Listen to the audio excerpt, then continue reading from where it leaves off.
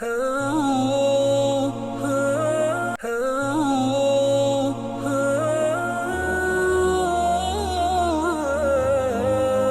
الله الرحمن الرحيم. الحمد لله رب العالمين، والصلاة والسلام على أشرف الأنبياء وسيد المرسلين نبينا محمد وعلى آله وأصحابه أجمعين. அன்பின் பிரேட்டிவினர்களே, அஸ்ஸலாமு அலைக்கும் வரஹ்மத்துல்லாஹி வபரகாத்துஹு. பிரேட்டி வழங்கும் மனாபிர் இஸ்லாம் நிகழ்ச்சியோடாக மீண்டும் நாங்கள் இணைந்திருக்கின்றோம். இஸ்லாமிய புனித ஸ்தலங்களில் நிகழ்த்தப்படுகின்ற ஹுத்பாக்களை தமிழ் மொழியில் மொழிபெயர்த்து வழங்குகின்ற இந்த நிகழ்ச்சியை பிரேட்டிவி பல வருட காலங்களாக நேர்களுக்கு வழங்கி வருகிறது. அந்த அடிப்படையில் இன்றைய தினத்திலும் இஸ்லாமிய புனித ஸ்தலங்களில் பிரதானமான புனித ஸ்தலம் புனித மக்கா முக்கர்ரமாவுடைய ஹுத்பாவை வளமை போன்ற நேர்களுக்கு முதலாவதாக மொழிபெயர்க்கின்றோம். ஹுத்பாவை ஹத்தீப் பிரதான இமாம் ஷேக் அப்துல் ரஹ்மான் சுதைஸ் ஹஃபிظஹுல்லாஹ் அவர்கள் நிகழ்த்தியிருந்தார். ஹுத்பாவின் தலைப்பு ரமலானுடைய சிறப்புகளும் லைலத்துல் கத்ருடைய இடைவை அடைந்து கொள்வதற்கான சில வழிகாட்டல்களும், அல்லாஹ்வை புகழ்ந்து ஸல்லல்லாஹு அலைஹி வஸல்லம் அவர்கள் மீது ஸலவாத்து ஸலாம் சொல்லி தக்வாவை வலியுறுத்தியதன் பின்பு, அல்லாஹ்வுடைய அடியார்களே, நாம் இருக்கக்கூடிய இந்த தூய்மையான பரிசுத்தமான மகத்தான இந்த காலம், இதில் எங்களுடைய முஸ்லீம் சமூகம், இஸ்லாமிய உம்மத்தினர் பல்வேறுபட்ட நல்ல அமல்களை செய்ய வேண்டும் என்பதற்காக வேண்டி தங்களுடைய நேரங்களை ஒதுக்கி செயல்பட்டார்கள்.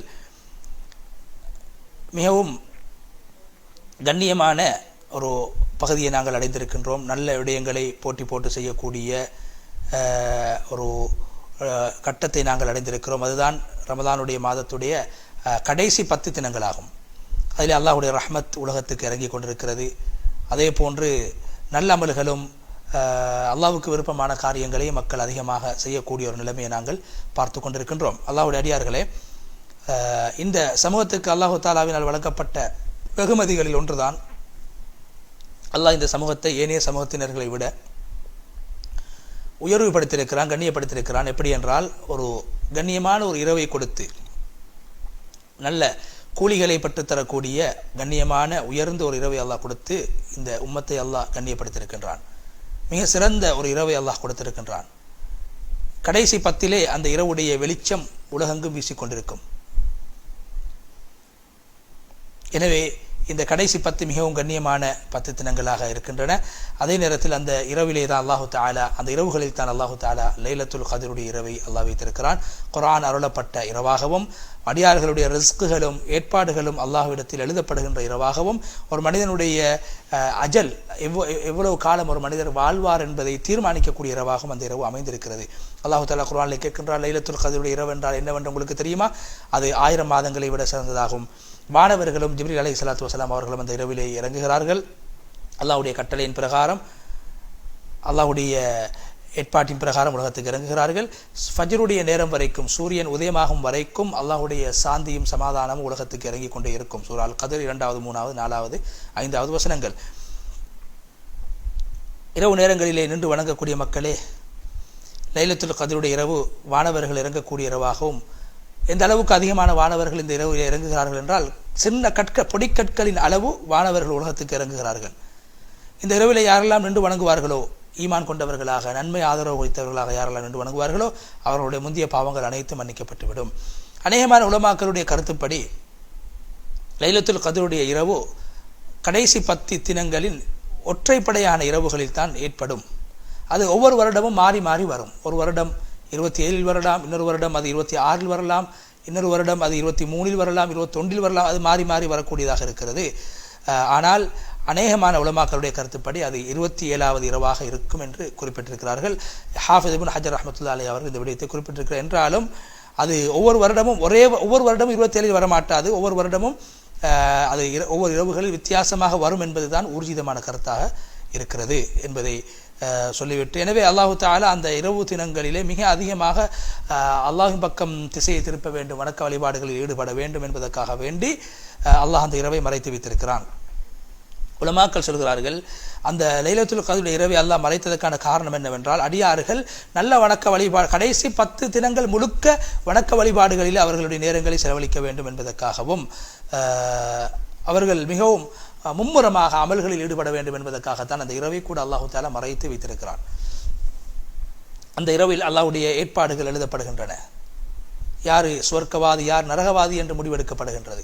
அதனால் அல்லாஹ் சூரா துஹான் 4வது வசனத்தில் சொல்கிறான், அந்த இரவில் தான் ஒவ்வொரு நுட்பமான ஞானமான விடயங்களும் அந்த இரவில் தான் முடிவெடுக்கப்படுகின்றது, பங்கிடப்படுகிறது. எனவே இந்த கடைசியாக உங்களுக்கு 2 இரவுகள் எஞ்சிருக்கின்றன. அதாவது 27, 29 அந்த 2 இரவுகளையும் நீங்கள் பயன்படுத்திக் கொள்ளுங்கள். அல்லாஹு தஆலா அந்த இரவிலே நின்று வணங்கக்கூடிய சந்தர்ப்பத்தை அல்லாஹ் உங்களுக்கு தந்து உங்களுடைய முந்தைய பாவங்களை மன்னிப்பதற்கு அவன் போதுமானவனாக இருக்கின்றான். நரகத்தை விட்டு அவனுடைய அருளால் கிருபையால் உங்களை பாதுகாப்பதற்கு, விடுதலை செய்வதற்கு அவன் போதுமானவனாக இருக்கிறான். ஆயிஷா ரலியல்லாஹு அன்ஹா அவர்கள் ரசூலுல்லாஹி ஸல்லல்லாஹு அலைஹி வஸல்லம் அவர்களை பார்த்து கேட்டார்கள், யா ரசூலல்லாஹ், இந்த இரவு லைலத்துல் கத்ருடைய இரவாக இருக்கும் என்று நான் அறிந்து கொண்டால், புரிந்து கொண்டால், விளங்கிக் கொண்டால் என்ன சொல்ல வேண்டும் என்று கேட்டபோது ஸல்லல்லாஹு அலைஹி வஸல்லம் அவர்கள் சொன்னார்கள், நீங்கள் அல்லாஹும்ம இன்னக அஃபுவுன் துஹிப்புல் அஃவ ஃபஅஃபு அன்னி, யா அல்லாஹ், நீ மன்னிக்கக்கூடியவனாகவும் நீ மன்னிப்பதை விரும்பக்கூடியவனாகவும் இருக்கிறாய், என்னை மன்னித்து விடுவாயாக என்ற துஆவை ஓதுங்கள் என்று மனைவி ஆயிஷா ரலியல்லாஹு அன்ஹா அவர்கள் கேட்டபோது ஸல்லல்லாஹு அலைஹி வஸல்லம் அவர்கள் குறிப்பிட்டார்கள், கூறினார்கள். இந்த செய்தி திருமிதியிலே பதிவு செய்யப்பட்டிருக்கிறது. ஒரு கவிதையை படிக்கிறார்கள். இந்த மாதம் வானவர்கள் இறங்குகிறார்கள். இந்த அதிகாலை நேரம் வரைக்கும் வானவர்கள் இந்த மாதத்திலே இறங்கிக் கொண்டே இருக்கிறார்கள். அதே போன்று லைலத்துல் கத்ர் என்பது அது 1000 மாதங்களை விட சிறந்ததாக இருக்கும். அதை நீ அடையக்கூடிய லைலத்துல் கத்ர் என்பது சிறந்த ஒரு மாதமாக இருக்கிறது. அதை நீ அடையக்கூடிய, அதை பெற்றுக்கொள்ளக்கூடியவனாக நீ இருந்தால் அது ஏனைய 1000 மாதங்களை விட அது சிறந்ததாகவும் 1000 மாதங்களுடைய கூலியை பெற்று தரக்கூடியதாகவும் இருக்கிறது. அல்லாஹ்வுடைய அடியார்களே, இந்த உலகம் வாழ்க்கை இருக்கிறது, அது மிக வேகமாக சென்று கொண்டிருக்கிறது. மிக குறிப்பாக ரமலானுடைய காலத்தை அல்லாஹ்வே சொல்கிறான், ஐயாமும் மஅதூதாத், அது குறிப்பிட்டு தரப்பட்ட, எண்ணித்தரப்பட்ட நாட்கள் அல்லாஹ் சொல்லியிருக்கிறான். எனவே அது வேகமாக சென்றுவிடும். அதிலும் குறிப்பாக கடைசி 10 அது மிக வேகமாக சென்றுவிடும். எனவே காலம் குறைந்ததாக இருக்கிறது. நாங்கள் காலத்தை வீணாக்கிவிடக்கூடாது. எனவே இந்த கண்ணியமான இந்த இரவுகளை, நாட்களை, எஞ்சிருக்கக்கூடிய நாட்களை மிக கண்ணியமாக நாங்கள் பயன்படுத்திக் கொள்ள வேண்டும். பெரும்பாலான பகுதியை நாங்கள் கடத்திவிட்டோம். இறுதி பகுதி தான் எஞ்சிருக்கிறது. எனவே நாங்கள் எங்களுடைய கால நேரங்களை, எரிக்கக்கூடிய நேரங்களை பொன்னாக மதித்து நாங்கள் செயல்பட வேண்டும். எனவே லைலத்துல் கத்ருடைய இரவில் யாருக்கெல்லாம் நின்று வணங்கக்கூடிய சந்தர்ப்பம் கிடைத்ததோ அவர்கள் பாக்கியசாலிகள், வெற்றி அடைந்தவர்கள், நல்லமல் செய்தவர்கள், வெற்றி அடைந்தவர்கள். யாரு இந்த ஏனைய நாட்களை வீணாக்கி விட்டிருக்கிறார்களோ, எஞ்சிருக்கக்கூடிய நாட்களில் அவர்கள் மிக வேகமாக நல்ல அமல்களின் பக்கம் விரையட்டும், செல்லட்டும் என்று கத்தீப் அவர்கள் ஞாபகப்படுத்துகிறார். எனவே இரவு நேரங்களை அவர் நின்ற நிலைமையில் தொழக்கூடியவராக, சுஜூத் செய்யக்கூடியவராக கழிக்கட்டும் என்று குறிப்பிட்டார்கள். நல்ல அமல்களில் முந்தியவர்களோடு இவர் போய் சேர்ந்து கொள்ள வேண்டும் என்பதற்காக எஞ்சிருக்கக்கூடிய நாட்களை பயன்படுத்திக் கொள்ள வேண்டும் என்று கத்தீப் அவர்கள் ஞாபகப்படுத்திவிட்டு, எனவே நீ பொறுமையாக இரவு நேரங்கள் நின்று வணங்குவாயாக, மறுமைக்காக வேண்டி தயாரிப்பு செய்வாயாக, அல்லாஹ்வின் பக்கம் சுஜூது செய்து நெருங்குவாயாக, நீ அதிகமான தூக்கங்களை விட்டும் நீ எழுந்து நல்ல அமல்களிலே ஈடுபடுவாயாக என்ற ஒரு கவிதையை படித்துவிட்டு, இஸ்லாமிய சமூகத்தினர்களே, நோன்பாளிகளே, இரவு நேரங்கள் நின்று வணங்கக்கூடிய மக்களே, சில நாட்கள் எஞ்சிருக்கின்றன. இந்த மாதத்தை நாங்கள் பிரியாவிடை கொடுக்க இருக்கின்றோம். இது முடிவடைய இருக்கின்றது. எனவே இந்த மாதத்தின் பக்கம் நல்லடியார்களுடைய உள்ளம் அது ஈர்க்கக்கூடியதாக இருக்கும். யாரு இந்த மாதம் முடியடைகிறது என்பதை நினைக்கின்றார்களோ அவர்களுக்கு இது ஒரு சிரமமாக, பாரமாக இருக்கும். கண்ணீர் வடிக்கக்கூடிய ஒரு இரவாக, துவாக்கள் கேட்கப்பட்ட, அல்லாஹ்வின் பக்கம் துவாக்கள் உயர்த்தப்பட்ட நாட்களாக இந்த ரமதானுடைய நாட்களும் இரவுகளும் இருந்தன. ரஹ்மத் இறங்கக்கூடிய இரவுகளாக இருந்தன. பாவங்கள் மன்னிக்கப்படக்கூடிய இரவுகளாக இருந்தன. சில பாவங்கள் நன்மைகளாக மாற்றப்படக்கூடிய மாதமாக இந்த மாதம் அமைந்திருந்தது. நரகத்தை விட்டும் விடுதலை பெறக்கூடிய மாதமாக இந்த மாதம் அமைந்திருந்தது. சுவர்க்கவாதிகளுடைய அந்தஸ்து உயர்த்தப்படக்கூடிய மாதமாக இந்த மாதம் அமைந்திருந்தது. எனவே நல்லவர்கள், முகர்ரபீன்கள் நிச்சயமாக இந்த மாதம் கடந்து செல்கின்ற போது, இந்த மாதம் பிரிந்து செல்கின்ற, மாதத்தை விட்டு அவர்கள் பிரிகின்ற போது நிச்சயமாக கவலைப்படுவார்கள் என்ற விடயத்தை கத்தீப் ஞாபகப்படுத்திவிட்டு, சில நாட்களுக்கு பின்னால் இந்த மாதம் முடிந்துவிடும். பல பேர்கள் நல்ல அமல்கள் செய்திருக்கிறார். அதே போன்ற பல பேர்கள் இந்த மாதத்தை உதாசீனம் செய்து விட்டார்கள்.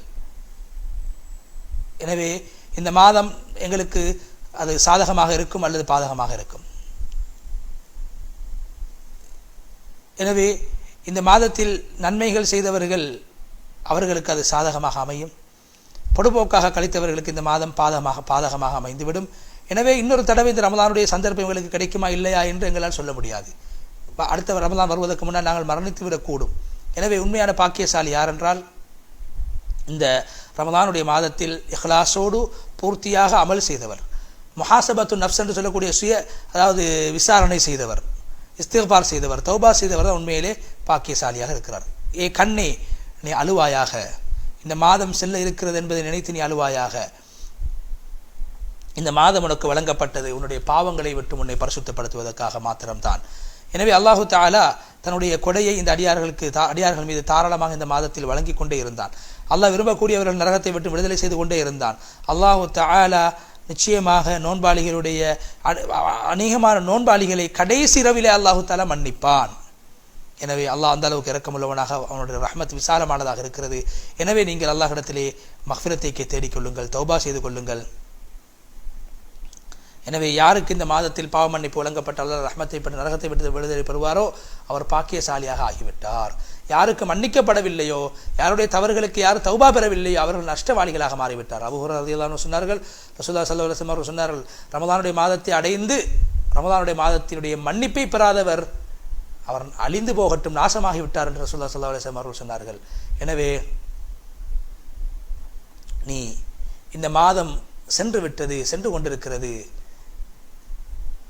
இந்த மாதத்தில் யாரெல்லாம் நல்லவர்கள் செய்தார்களோ அவர்களுக்கு சுவர்க்கம் கிடைக்கும். இந்த மாதத்தில் யாருக்கு நல்லமல் செய்யக்கூடிய சந்தர்ப்பம் கிடைக்கவில்லையோ, பராமுகமாக இருந்தார்களோ அவர்கள் நஷ்டவாளிகளாக மாறிவிட்டார்கள். யாரு விதைக்கக்கூடிய சந்தர்ப்பத்தில், விவசாயம் செய்யக்கூடிய சந்தர்ப்பத்தில் யாருக்கு விவசாயம் செய்ய கிடைக்கவில்லையோ அவர் அறுவடை செய்யக்கூடிய சந்தர்ப்பத்தில் கவலை அடைவார் என்ற கவிதையை படித்துவிட்டு, ரமதானை நாங்கள் நல்ல முறையில் செலவழித்திருந்தால் நன்மைகள் கிடைக்கும், வீணாக கழித்திருந்தால் பாவங்கள் கிடைக்கும், நன்மைகள் ஒன்றுமே கிடைக்க மாட்டாது. நோன்பாளிகளே, அல்லாஹ்வுடைய கட்டளை நிறைவேற்றியவர்களே, நீங்கள் ரமதானில் மாத்திரமல்ல எல்லா காலங்களிலும் அல்லாஹ்வுக்கு அடிபணியக்கூடியவர்களாக நீங்கள் இருக்க வேண்டும். அல்லாஹ்வுடைய பேர் சொல்லப்படுகின்ற போது நீங்கள் பயப்படக்கூடியவர்களாக இருக்க வேண்டும். நேரான பாதையிலே பயணிக்கக்கூடியவர்களாக நீங்கள் இருக்க வேண்டும். மக்களுடைய குறைகளை நீங்கள் பார்க்கக்கூடாது, மற்றவருடைய குறைகளை விட்டு நீங்கள் நீங்கி இருக்க வேண்டும். எனவே அல்லாஹ்வை பயந்து கொள்ளுங்கள், சுய விசாரணை செய்து கொள்ளுங்கள், உங்களுடைய கர்மங்களிலே கவனம் செலுத்துங்கள். உங்களுக்கு முன்னால் இருக்கக்கூடிய அந்த மறுமை நாளை ஞாபகம் கொண்டு வாழுங்கள். நல்ல அமல்களை நீங்கள் இஸ்திகாமத்தாக இருங்கள். இந்த மாதத்துடைய கடைசியிலே நல்ல அமல்களை செய்து, துஆ செய்து, உபகாரங்களை செய்து, தக்பீர் சொல்லி இந்த மாதத்துக்கு நீங்கள் பிரியாவிடை கொடுங்கள். அல்லாஹ் குர்ஆனிலே சொல்கிறான், இந்த மாதத்தின் இறுதியிலே நீங்கள் தக்பீர் சொல்ல வேண்டும், முழுமையாக நோன்பு நோற்று அல்லாஹ்வை தக்பீர் சொல்ல வேண்டும். காரணம் என்ன? இந்த மாதத்தில் உங்களுக்கு நோன்பு நோற்பதற்கான சந்தர்ப்பத்தை அவன் தந்திருக்கிறான். அதே போன்று நீங்கள் அவனுக்கு நன்றி செலுத்த வேண்டும். சூரா அல்-பக்ரா 185வது வசனம். அதை ஓதி ஹுத்பாவுடைய முதல் பகுதியை விட்டு விடைபெற்று சென்று ஹத்தீப் சுதைஸ் அவர்கள் இரண்டாவது பகுதியிலே அல்லாஹ் புகழ்ந்து ஸல்லல்லாஹு அலைஹி வஸல்லம் அவர்கள் ஸலவாத்து ஸலாம் சொல்லி, அல்லாஹ்வுடைய அடியார்களை அல்லாஹ் பயந்து கொள்ளுங்கள். அல்லாஹு தஆலா இந்த மாதத்துடைய இறுதியிலே சில அமல்களை அல்லாஹ் எங்களுக்கு கடமையாக்கி இருக்கிறான், சொல்லி தருகிறான்.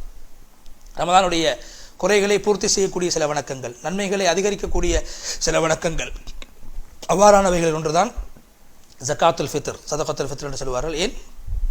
ரமதானுடைய மாதத்திலே நோன்பு நோற்பதற்கான சந்தர்ப்பத்தை அல்லாஹ் தந்தான், அதற்கு நன்றி செலுத்துவதற்காகவும், ரமதானுடைய மாதத்தில் நோன்பில் ஏற்பட்ட குறைகளை அது பூர்த்தி செய்வதற்காகவும், ஏழைகளுக்கு உணவாக அமைய வேண்டும் என்பதற்காகவும், சகோதரத்துவத்தை உலகத்திலே உறுதிப்படுத்த வேண்டும் என்பதற்காகவும், வெளிப்படுத்த வேண்டும் என்பதற்காகவும், ஏழைகளுக்கும் செல்வந்தர்களுக்கும் இடையில் இருக்கின்ற உறவை பலப்படுத்த வேண்டும் என்பதற்காகவும் அல்லாஹ் ஜகாத்துல் ஃபித்ரி அல்லாஹு தஆலா கடமையாக ஆக்கியிருக்கின்றான். அது ஒரு சா என்று சொல்லப்படக்கூடிய ஒரு ஊரில் சாப்பிடப்படக்கூடிய பெரும்பாலான உணவாக உட்கொள்ளப்படக்கூடிய அரிசி, மாவு போன்ற பெரிச்சம்பழம் போன்றவற்றில் 2 கிலோ 400 கிராம் இதை நீங்கள் ஒவ்வொருவரும் தனக்காகவும் தன்னுடைய பொறுப்பில் உள்ளவர்களுக்காகவும் ஏழைகளுக்கு வழங்கக்கூடிய ஒன்றை அல்லாஹ் இந்த மாதத்திலே கடமையாக ஆக்கியிருக்கிறான். சிறியவர்கள், பெரியவர்கள், ஆண்கள், பெண்கள், அடிமைகள், சுதந்திரமான எல்லோருக்காகவும் ஒரு குடும்ப தலைவர் கொடுக்க வேண்டும். இது வயிற்றில் வளரக்கூடிய குழந்தைக்காக கொடுப்பதும் சுன்னத்தாகும். சுபகுடைய பெருநாளுடைய தினத்தன்று சுபகுடைய தொழுகையிலிருந்து இமாம் அவர்கள் பெருநாளுடைய தொழுகையை தொழுவித்து முடிப்பதற்கு முன்னால் கொடுப்பது மிக ஏற்றமாகும். பெருநாளுடைய தினத்துக்கு 1-2 நாட்களுக்கு முன்னால் கொடுப்பதில் எந்த குற்றமும் கிடையாது, கொடுக்க முடியும்.